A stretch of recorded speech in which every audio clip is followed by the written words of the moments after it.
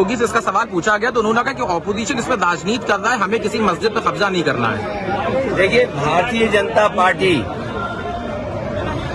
समय समय पर ऐसे संविधान में संशोधन करती है जिससे नफरत फैले, लोगों में दूरियां पैदा हों। ये भारतीय जनता पार्टी वाले बताएं कि उन्होंने एंग्लो इंडियन का जो आरक्षण था लोकसभा में, आरक्षण था विधानसभा में, वो क्यों छीन लिया। एंग्लो इंडियन थे, उनका आरक्षण था, वो छीन लिया इन्होंने। इसी तरह मुसलमान भाइयों का उनके साथ भी खिलवाड़ कर रहे हैं।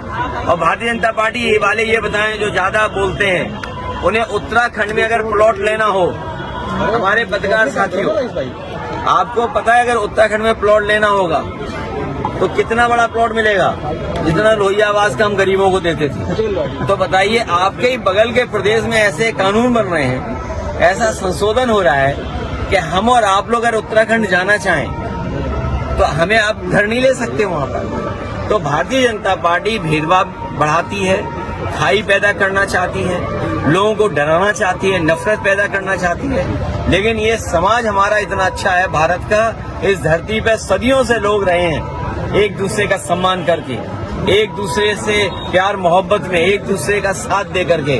भारतीय जनता पार्टी कितने भी संविधान संशोधन कर ले, लेकिन इस देश की जो संस्कृति है, इस देश में जो लोगों को संविधान पर भरोसा है, उसको यहाँ की जनता कभी टूटने नहीं देगी। कि कन्नौज ये क्षेत्र है, कन्नौज की जनता ने कन्नौज के विकास के लिए वोट दिया है।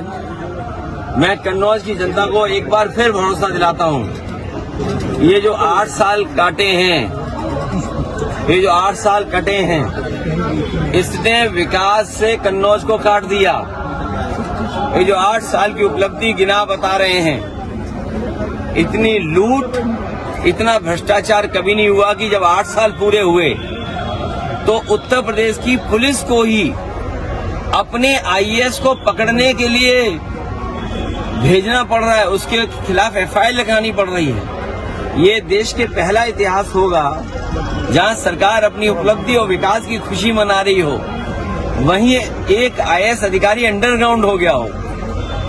और पहली सरकार है जिसके विधायक खुल के कह रहे हैं हमें बदलाव चाहिए। और एक विधायक तो जो बिल्कुल दिल्ली के करीब हैं, वो कह रहे हैं कि अगर अधिकारियों ने माँ का दूध किया, माँ का दूध नहीं कुछ और बताया उन्होंने, कि दूध पिया हो, क्योंकि हमारे जो आम जनभाषा में यही कुछ इस तरह की बात रहती है। अब मुझे नहीं समझ में आ रहा कि वो विधायक किस तरह की चेतावनी दे रहे थे।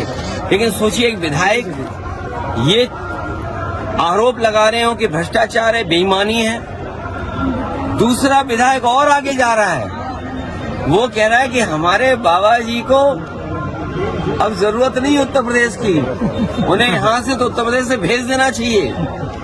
तो सोचिए, विधायक ही ये बात कह रहे हैं। और एक विधायक का मैंने अभी वीडियो सुना है बस्ती के, वो कह रहे थे कि इतना भ्रष्टाचार पुलिस का कभी नहीं देखा जितना उन्हें देखने को मिल रहा है। लूट मची हुई सरकार में, सोचिए, तहसील थाने की लूट, जिससे आम जनता को तकलीफ और परेशानी है। इसलिए जो 8 साल का नारा दे रहे हैं, इनके सामने इतने सवाल हैं जिसका वो जवाब नहीं देना चाहते, तभी प्रेस के लोगों से बात ही नहीं करते हैं। प्रेस के लोग सवाल पूछना चाहें तो प्रेस के किसी भी सवाल का सरकार जवाब नहीं देना चाहती है।